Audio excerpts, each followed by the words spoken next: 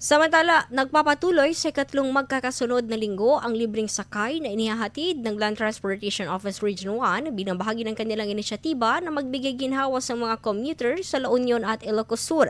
Sakop na programa ang mga rutang San Fernando City to Rosario, San Fernando City to Tagudin at San Fernando City to Burgos na araw-araw na pinagseserbisyuhan ng ahensya. Mula Abril 20 hanggang 24, nakatakdang tumakbo ang libreng sakay sa umaga at hapon upang mas marami pang pasahero ang makinabang, lalo na ang mga regular na umaasa sa pampublikang transportasyon.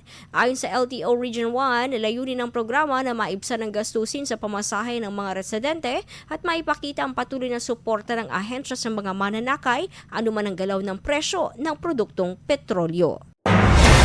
IFM News. IFM News. IFM News.